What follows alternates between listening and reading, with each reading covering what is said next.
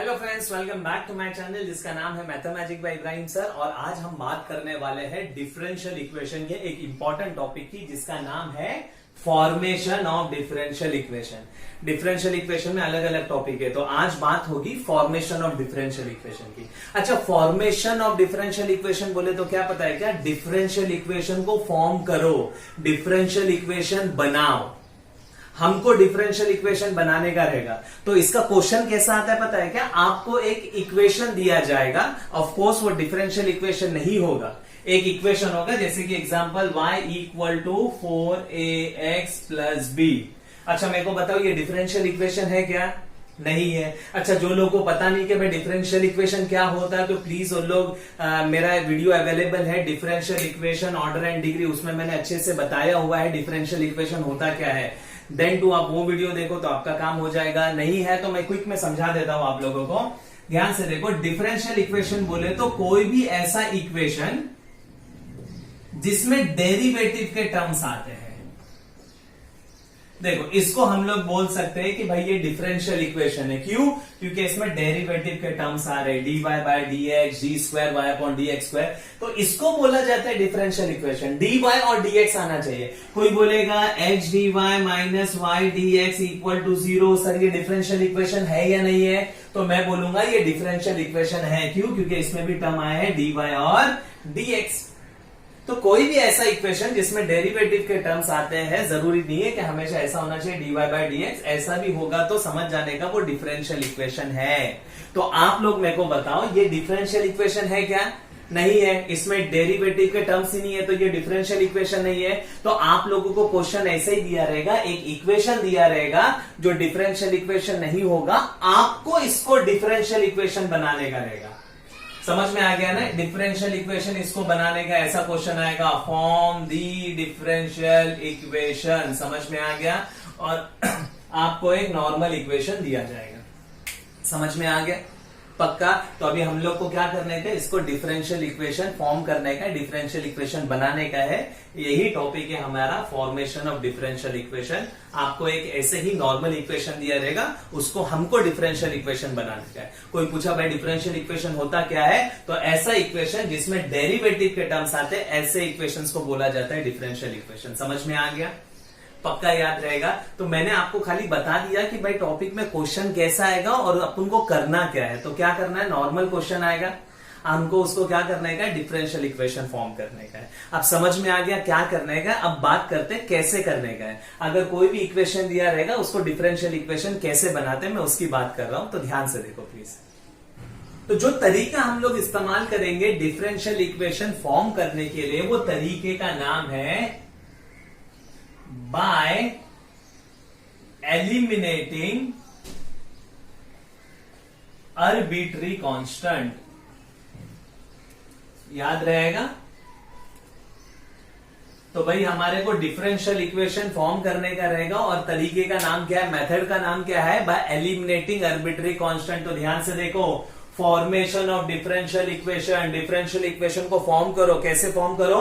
Bye eliminating arbitrary constant. अच्छा, आप लोगों को कांस्टेंट पता रहेगा। अब आर्बिट्री बोले तो क्या होता है, तो मैं फटाक से बता देता हूं। ध्यान से देखो, y is equal to 4ax।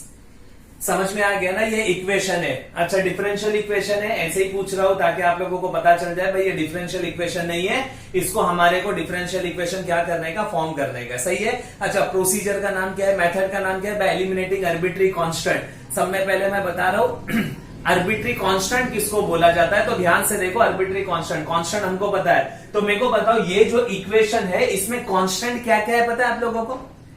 तो भाई x और y को छोड़ के सारे टर्म कांस्टेंट है। तो इसमें कांस्टेंट क्या हो गया? 4 हो गया। इसमें कांस्टेंट क्या हो गया? a हो गया। आप लोग मेरी बात समझो प्लीज। सही है ना? y equal to 4x, x और y को छोड़ के सारे टर्म कांस्टेंट है। तो ये इक्वेशन में कांस्टेंट क्या हो गया पता है क्या? 4 कांस्टेंट हो गया। और क्या कांस्टेंट हो गया? a कांस्टेंट है, 2 कांस्टेंट है। अच्छा, ध्यान से देखो, सिंपल लैंग्वेज में बोला जाए तो आर्बिट्री कांस्टेंट। तो कांस्टेंट दो टाइप के हो सकते हैं ना, एक नंबर के फॉर्म में भी आ सकता है और एक अल्फाबेट के फॉर्म में भी आ सकता है। समझ में आ गया ना? x और y को छोड़ दे तो 4 और a है। तो ये जो नंबर होते हैं ना, ये होते हैं प्योर कांस्टेंट। नंबर होते हैं प्योर कांस्टेंट, और ये जो अल्फाबेट वाले कांस्टेंट होते हैं इसको बोला जाता है आर्बिट्री कांस्टेंट। आई होप आप लोगों को समझ में आया रहेगा। अभी तक मैंने प्रोसीजर स्टार्ट नहीं किया, मैं खाली बता रहा हूं आर्बिट्री कांस्टेंट बोले तो होता क्या है। एक और अगर मैं इक्वेशन की बात करें ना, y equal to mx, y equal to mx। अच्छा, x और y को छोड़ दो, अब ये क्या है मेरे लिए कांस्टेंट है। लेकिन आप लोग मेरे को बताओ ये कौन सा कांस्टेंट है, तो मैंने बता दिया था अगर नंबर आते हैं तो वो प्योर कांस्टेंट होता है, कोई अल्फाबेट वाला कांस्टेंट है तो वो होगा आर्बिट्री। तो इसमें ये आर्बिट्री कांस्टेंट है, याद रहेगा, एकदम आसान। x और y को छोड़ देने का, जो नंबर है वो प्योर कांस्टेंट है, और जो अल्फाबेट वाले कांस्टेंट है उसको बोला जाता है आर्बिट्री कांस्टेंट। अगर अपन बाय डेफिनेशन जाएंगे तो प्लीज ध्यान से सुनो, अगर कोई भी कंडीशन में कांस्टेंट की वैल्यू चेंज नहीं होती है, ऐसे कांस्टेंट को बोला जाता है प्योर कांस्टेंट। अगर अंडर डिफरेंट कंडीशन कांस्टेंट की वैल्यू चेंज होती है तो उसको बोला जाता है आर्बिट्री कांस्टेंट। तो देखो ना, ये y इक्वल टू mx, ये एक्चुअली क्या है पता है ना, इक्वेशन ऑफ स्ट्रेट लाइन है, और m इधर स्लोप को रिप्रेजेंट कर रहा है, और कंडीशन के हिसाब से स्लोप की वैल्यू चेंज हो सकती है। समझ में आ गया पक्का? तो ये मैंने ऐसा बता दिया था, डेफिनेशन के हिसाब से भी आपको बता दिया, लेकिन मैं एकदम सिंपल तरीके से बताया। नंबर है, अल्फाबेट है, नंबर प्योर कांस्टेंट, और अल्फाबेट वाला कांस्टेंट होता है वो आर्बिट्री कांस्टेंट। समझ में आ गया? तो मैंने खाली अब आर्बिट्री कांस्टेंट का मतलब बता दिया। अब मैं प्रोसीजर समझाता हूं कैसे डिफरेंशियल इक्वेशन को फॉर्म करेंगे आर्बिट्री कांस्टेंट को एलिमिनेट करके। तो ध्यान से देखो प्लीज। तो आर्बिट्री कांस्टेंट क्या होता है समझ में आ गया। अब मैं प्रोसीजर बता रहा हूं, ध्यान से देखो। फॉर्मेशन ऑफ डिफरेंशियल इक्वेशन में एलिमिनेटिंग आर्बिट्री कांस्टेंट। अगर आपको एक इक्वेशन दिया गया है और आपको बोला गया है डिफरेंशियल इक्वेशन बनाओ, तरीके का नाम क्या है, एलिमिनेटिंग आर्बिट्री कांस्टेंट। तो इसमें से आर्बिट्री कांस्टेंट को एलिमिनेट करो और डिफरेंशियल इक्वेशन बनाओ। जो भी इक्वेशन दिया रहेगा उसमें आर्बिट्री कांस्टेंट को एलिमिनेट करो और डिफरेंशियल इक्वेशन फॉर्म करो। अच्छा, आर्बिट्री कांस्टेंट को एलिमिनेट करना बोले तो क्या पता है कि आप लोगों को, एलिमिनेट करना बोले तो ऐसा गायब करना ये नहीं होता है। एलिमिनेट करना बोले तो क्या होता है पता है क्या, आप लोगों को आर्बिट्री कांस्टेंट का वैल्यू फाइंड आउट करने का और उसके जगह पे पुटअप करने का है। जैसे मैंने आर्बिट्री कांस्टेंट का वैल्यू फाइंड आउट कर दिया कि भाई आर्बिट्री कांस्टेंट का वैल्यू आ रहा है x dy by dx। Arbitrary constant का वैल्यू क्या आ रहा है, x dy by dx। तो अब a के जगह पे ये पुटअप करो, तो y is equal to 4 x dy by dx x। अच्छा, मेरे को बताओ इधर किधर भी आर्बिट्री कांस्टेंट दिखाई दे रहा है? नहीं, मैंने आर्बिट्री कांस्टेंट को एलिमिनेट कर दिया। तो आर्बिट्री कांस्टेंट को एलिमिनेट करना बोले तो उसकी वैल्यू फाइंड आउट करो और इक्वेशन में पुटअप करो। समझ में आ गया? पक्का याद रहेगा। ये है हमारा procedure bye eliminating arbitrary constant. जो भी इक्वेशन दिया रहेगा उसमें आर्बिट्री कांस्टेंट का वैल्यू फाइंड आउट करो और वो आर्बिट्री कांस्टेंट के जगह पे पुटअप करो, आपका डिफरेंशियल इक्वेशन फॉर्म हो जाएगा। अच्छा, सवाल ये है कि आर्बिट्री कांस्टेंट का वैल्यू कैसे फाइंड आउट करने का, ये जो वैल्यू आया हो कैसे, तो तरीका क्या है पता है क्या? ध्यान से सुनो, मैं प्रोसीजर बता रहा हूं। सब में पहला जो भी आपको इक्वेशन दिया रहेगा ना, बोला रहेगा फॉर्म द डिफरेंशियल इक्वेशन, तो सब में पहला काम क्या करने का पता है क्या? जो भी इक्वेशन दिया उसमें पहला पहचानो कितनी आर्बिट्री कांस्टेंट है। समझ में आ गया? कभी एक आर्बिट्री कांस्टेंट होगा, कभी दो होगा। समझ में आ गया? कभी तीन भी हो सकता है, लेकिन चांसेस कम है कि तीन वाला है, ज्यादातर एक या दो वाला आता है। तो सब में पहला नंबर ऑफ आर्बिट्री कांस्टेंट पहचान लेने का। समझ में आ गया? और फिर करना क्या है पता है क्या? जितने आर्बिट्री कांस्टेंट है ना, उतने बार वो इक्वेशन को डिफरेंशिएट करने का। अगर एक आर्बिट्री कांस्टेंट है तो एक बार डिफरेंशिएट करने का, दो आर्बिट्री कांस्टेंट है तो दो बार डिफरेंशिएट करने का। अच्छा, डिफरेंशिएट करके करने का क्या? तो जो अपना एम है, डिफरेंशिएट करने के बाद आर्बिट्री कांस्टेंट का वैल्यू फाइंड आउट करने का। जैसे कि एक आर्बिट्री कांस्टेंट है ना, तो एक बार डिफरेंशिएट करने का, जो भी सिंगल डेरिवेटिव का आंसर आ गया उसमें से आर्बिट्री कांस्टेंट का वैल्यू निकालने का और उसको क्वेश्चन में पुटअप कर देने का। समझ में आ गया? तो वापस से एक बार मैं बता रहा हूं, ध्यान से सुन लो। बाय एलिमिनेटिंग आर्बिट्री कांस्टेंट बोले तो आर्बिट्री कांस्टेंट का वैल्यू फाइंड आउट करने का और उसको क्वेश्चन में पुटअप करने का। आर्बिट्री कांस्टेंट का वैल्यू कैसे फाइंड आउट करने का? तो पहले इक्वेशन को डिफरेंशिएट करने का और जो डेरिवेटिव का आंसर आएगा उसमें से आर्बिट्री कांस्टेंट निकालने का। क्योंकि डिफरेंशियल इक्वेशन में आपको कौन से टर्म दिखाई देना चाहिए? डेरिवेटिव के। और डेरिवेटिव के टर्म कब आएंगे? जब आप उसको क्या करोगे? डिफरेंशिएट करोगे। समझ में आ गया? पक्का। लेकिन प्लीज याद रखो, एक आर्बिट्री कांस्टेंट है तो एक बार डिफरेंशिएट होगा, दो आर्बिट्री कांस्टेंट है तो दो बार, तीन आर्बिट्री कांस्टेंट है तो तीन बार डिफरेंशिएट करना पड़ता है। समझ में आ गया? पक्का। ये तो मैंने थ्योरी बता दिया please bye eliminating of arbitrary constant की। अब मैं एक सम लेता हूं, बोले तो एक प्रैक्टिकल अपन कर लेते हैं ताकि आपका पूरा कंसेप्ट क्लियर हो जाए। लेकिन याद रखो, आर्बिट्री कांस्टेंट की वैल्यू कैसे फाइंड आउट करने का, इक्वेशन को डिफरेंशिएट करने का, और जो डेरिवेटिव का आंसर है उसमें से आर्बिट्री कांस्टेंट का वैल्यू ढूंढने का और उसको वापस से क्वेश्चन में पुटअप करने का। समझ में आ गया? तो आपको आर्बिट्री कांस्टेंट नहीं दिखाई देगा, उसकी वैल्यू दिखाई देगी। समझ में आ गया? पक्का। और जो इक्वेशन बनेगा that will be your differential equation। समझ में आ गया? मैं एक सम ले रहा हूं, ध्यान से देखो प्लीज। एक क्वेश्चन समझ लेते हैं। देखो आपको ऐसा क्वेश्चन आएगा, फॉर्म द डिफरेंशियल इक्वेशन बोला रहेगा। बोले तो लोग बोलेंगे डिफरेंशियल इक्वेशन फॉर्म करो।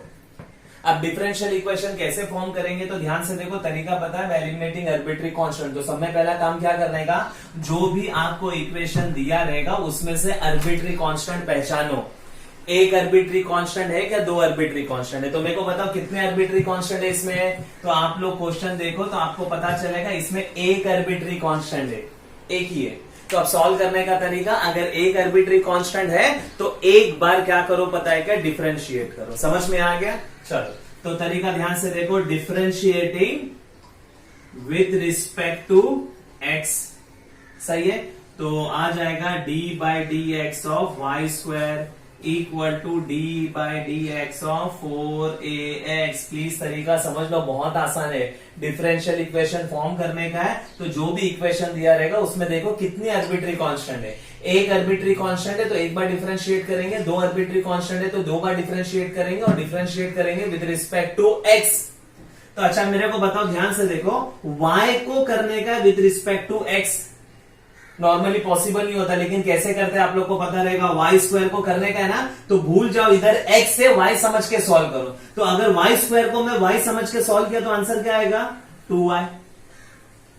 वाई स्क्वायर को y समझ के सॉल्व किया तो आंसर क्या आएगा, 2y। बाजू में क्या लिखेंगे, dy बाय dx। याद रहेगा ना? पक्का। y को कैसे डिफरेंशिएट करने का, x से, भूल जाने का, इधर x से y समझ के सॉल्व करो। तो y square with respect to y 2y, लेकिन एडिशनल स्टेप लिखना पड़ता है dy बाय dx। अच्छा अब इसको कैसे डिफरेंशिएट करेंगे, 4a तो आप लोग को पता है कांस्टेंट है, बाहर निकल गया, बचेगा क्या, D by D X of x। अब थोड़ा सिंप्लीफाई करो, 2y dy by dx is equal to 4a और ये 1। ये आ गया, देखो डेरिवेटिव ऑफ x 1 होता है। ये आ गया आप लोगों का किसका आंसर, तो भाई ये आ गया तुम्हारे को डेरिवेटिव का आंसर। तरीका क्या था याद है ना, एक आर्बिट्री कांस्टेंट है तो एक बार डिफरेंशिएट करो, कर लिए एक बार डिफरेंशिएट, जो डेरिवेटिव का आंसर है उसमें से आर्बिट्री कांस्टेंट का वैल्यू फाइंड आउट करो। याद रहेगा प्रोसीजर, जो डेरिवेटिव का आंसर है उसमें से आर्बिट्री कांस्टेंट का वैल्यू फाइंड आउट करो। इसका डेरिवेटिव का आंसर ये आ गया, अब इसमें से आर्बिट्री कांस्टेंट का वैल्यू फाइंड आउट करो। कैसे, ए को इधर ही रखो, बाकी सबको इक्वल टू के उधर भेज दो। तो ये 1 तो टेंशन नहीं है, ये 4 है, 4 को मैं इधर भेज रहा हूं, तो क्या हो जाएगा, ध्यान से देखो, 1/4 2y dy by dx is equal to a। Cancel cancel 2, बोले तो 1/2y dy by dx is equal to a। ये आर्बिट्री कांस्टेंट का वैल्यू आ गया। सही है ना, एक आर्बिट्री कांस्टेंट था, एक बार डिफरेंशिएट करो, जो डेरिवेटिव का आंसर है उसमें से आर्बिट्री कांस्टेंट का वैल्यू ढूंढो। अब क्या करो, गिवन इक्वेशन में सब्स्टिट्यूट कर दो। तो substituting value of A in given equation. अब ध्यान से देखो, ये वाई स्क्वायर तो ऐसे ही रहेगा, ये 4 ऐसे ही रहेगा, a की जगह पे वैल्यू डाल दो। a का वैल्यू क्या है, 1/2y dy बाय dx। सही है, और ये x तो ऐसे ही होगा, वेरी सिंपल। अब ये कैंसल और ये कैंसल, 2 बचेगा, तो y स्क्वायर इक्वल टू 2, ये x में इधर मल्टीप्लाई करो, xy dy बाय dx। सही है, ऐसा रखो तो भी चलेगा, लेकिन थोड़ा सा मैं ये y को इक्वल टू के इधर भेज रहा, तो ये क्या होगा, y square upon y equal to 2x dy by dx। ये कैंसल और ये कैंसल, तो हमारा बचेगा क्या बताओ, तो भाई y is equal to 2x dy by dx। मेरे को बताओ ये डिफरेंशियल इक्वेशन है क्या? हाँ है। क्यों? क्योंकि इसमें डेरिवेटिव के टर्म दिखाई दे रहे हैं। अच्छा मेरे को बताओ इसमें आर्बिट्री कांस्टेंट दिखाई दे रहा है? नहीं, मैंने आर्बिट्री कांस्टेंट को एलिमिनेट कर दिया और डिफरेंशियल इक्वेशन फॉर्म कर दिया। तो ये है हमारा रिक्वायर्ड डिफरेंशियल इक्वेशन। समझ में आ गया? पक्का? तो आई होप आप लोग को समझ में आ रहेगा। बहुत आसान है, प्लीज थोड़ा सा नॉलेज चाहिए रहेगा डेरिवेटिव क्या। समझ में आ गया? और वापस से नोट करने वाली बात, इक्वेशन को कितने बार डिफरेंशिएट करेंगे? तो जितने आर्बिट्री कांस्टेंट है उतने बार। समझ में आ गया? मैं एक और एग्जांपल लेता हूं 2 आर्बिट्री कांस्टेंट का, ताकि आपका पूरा कंसेप्ट क्लियर हो जाए। ओके, ध्यान से देखो प्लीज। एक और क्वेश्चन समझ लेते हैं, ध्यान से देखो। फॉर्म द डिफरेंशियल इक्वेशन, और आपको एक इक्वेशन दिया गया। डिफरेंशियल इक्वेशन बनाने का है तरीका आपको पता है, बाय एलिमिनेटिंग आर्बिट्री कांस्टेंट है। अच्छा, सब में पहला काम क्या करने का मैंने बता दिया था, याद है ना आप लोगों को? सब में पहला जब भी डिफरेंशियल इक्वेशन फॉर्म करने का, देखो कितने आर्बिट्री कांस्टेंट है। तो मेरे को बताओ इसमें देखो 1 और ये 2 आर्बिट्री कांस्टेंट है। तो तरीका याद है ना? अगर 2 आर्बिट्री कांस्टेंट है तो 2 बार ये इक्वेशन को डिफरेंशिएट करने का, फिर उसमें से आर्बिट्री कांस्टेंट का वैल्यू फाइंड आउट करने का और इक्वेशन में पुट अप करने का। बहुत आसान है। तो ध्यान से देखो, मैं स्टार्ट कर रहा हूं। पहला डिफरेंशिएटिंग विद रिस्पेक्ट टू, याद है ना आप लोगों को? एक बार डिफरेंशिएट करो, 2 बार। कैसे करने का? With respect to X. तो ये हो जाएगा dy by dx is equal to dy by dx of a sin 2x plus b cos 2x। बहुत आसान है। अच्छा, अब डेरिवेटिव निकालने का है। तो मैंने बताया था कि डिफरेंशियल इक्वेशन में थोड़ा सा नॉलेज चाहिए डेरिवेटिव और थोड़ा सा नॉलेज चाहिए इंटीग्रेशन। तो आप लोगों को शायद डेरिवेटिव तो आता रहेगा ना। देखो 2 फंक्शन है, बीच में प्लस साइन है। कैसे किया जाता है? अलग अलग डेरिवेटिव दोनों को दे दो। तो मैं a बाहर निकाल देता हूं, constant d by dx of sin 2x plus b constant बाहर d by dx ऑफ क्या हो जाएगा? cos 2x। सही है। अब क्या हो जाएगा मेरे को बताओ? dy by dx is equal to A sin 2x का डेरिवेटिव क्या होगा? sin 2x का। तो भाई ये स्टैंडर्ड है क्या? नहीं, ये कंपोजिट है ना। x के जगह पे 2x आया तो sin का डेरिवेटिव क्या होता है? cos। तो sin 2x का क्या होगा पता है ना? cos 2x। बाजू में वापस से डेरिवेटिव किसका? जो x के जगह पे आया है 2x प्लस b। ये किसका डेरिवेटिव निकालने का? cos 2x का। cos का डेरिवेटिव माइनस साइन, तो ये हो जाएगा माइनस साइन 2x। बाजू में वापस से एक बार डेरिवेटिव किसका? 2x का। सही है। अच्छा ध्यान से देखो, इधर मैं लिख रहा हूं dy by dx is equal to a cos 2x। मेरे को बताओ डेरिवेटिव ऑफ 2x कितना होता है? 2 प्लस, अच्छा plus into minus minus b sine 2x, और डेरिवेटिव ऑफ 2x कितना होता है? 2। तो अगर मैं बात करूं तो dy by dx is equal to क्या होगा पता है ना? 2a cos 2x minus 2b sign 2x। अच्छा, अब क्या करने का पता है ना? ये सिंगल डेरिवेटिव का आंसर आ गया। रुकना है क्या? नहीं, एक और बार इसको डिफरेंशिएट करने का। अभी ध्यान से देखो, differentiating again with respect to x। तो ये हो जाएगा D square Y upon D X square, और इधर आएगा derivative D by D X of 2a cos 2x minus 2b sin 2x। अच्छा ध्यान से देखो, D square Y upon D X square is equal to, अच्छा इधर भी देखो ना, वापस से 2 फंक्शन है, बीच में माइनस है, अलग अलग करके सॉल्व करो। अच्छा, जब मैंने पहली बार डेरिवेटिव किया था ना, मैंने ईच एंड एवरी स्टेप आप लोग को बताया, एक कांस्टेंट बाहर निकाल दिया, फिर इसका डेरिवेटिव, बाजू में इसका डेरिवेटिव, सब बता दिया। लेकिन सेकंड में मैं थोड़ा सा डायरेक्ट कर रहा हूं, तो ध्यान से देखो, दोनों को अलग अलग डेरिवेटिव दूंगा तो 2a बाहर आ जाएगा, और cos 2x का डेरिवेटिव क्या होता है पता है ना, minus sine 2x into 2, minus sine 2x, cos का माइनस साइन 2x, बाजू में वापस से इसका डेरिवेटिव, तो क्या आएगा 2 आएगा, माइनस 2b। मेरे को बताओ साइन 2x का डेरिवेटिव क्या होगा, तो इधर ऑलरेडी निकाले है ना, cos 2x इंटू 2, तो साइन का cos होता है तो cos 2x, बाजू में वापस से इसका डेरिवेटिव क्या होगा 2, तो ये होगा D square Y upon D X square is equal to 2 और 2 ये कितना हो जाएगा 4, तो minus 4a sign 2x minus 4b cos 2x। ये हमारा डबल डेरिवेटिव का आंसर आ गया। सही है। यहां तक तो आप लोग को प्रोसीजर पहले से पता था ना, एक आर्बिट्री कांस्टेंट है तो एक बार, दो आर्बिट्री कांस्टेंट है तो दो बार डिफरेंशिएट किए। अच्छा, एक आर्बिट्री कांस्टेंट का तरीका क्या था पता है ना, एक बार डिफरेंशिएट करे, उसमें से आर्बिट्री कांस्टेंट का वैल्यू निकाल के क्वेश्चन में पुटअप करो। सेम इसमें भी ऐसा ही है, दो बार डेरिवेटिव किए, अब इसमें से आर्बिट्री कांस्टेंट का वैल्यू निकालो और पुटअप करो। अब आर्बिट्री कांस्टेंट क्या है, ए और बी, तो निकालो ए और बी का वैल्यू, क्या आएगा, ए का वैल्यू बी का वैल्यू। तो थोड़ा सा भारी है, तो इसके लिए तरीका क्या है पता है क्या, ध्यान से देखो। दो आर्बिट्री कांस्टेंट कैसा है पता है मेरे को, बताओ मैं दोनों में से -4 बाहर निकाल सकता हूं क्या? थोड़ा सा सिंप्लीफाई करने का, देखो आप लोग, -4 अगर बाहर निकलिया तो ये हो जाएगा a sin 2x plus b cos 2x। सही है, पक्का समझ में आ गया है ना। ए का इंडिविजुअल वैल्यू, बी का वैल्यू थोड़ा सा मुश्किल था, तो मैंने क्या किया, -4 बाहर निकाल दिया। अच्छा, अब ध्यान से देखो, ये पूरे का वैल्यू है क्या मेरे पास? हाँ है, देखो इधर y, a sin 2x plus b cos 2x की जगह पे मैं क्या डाल सकता हूं, y।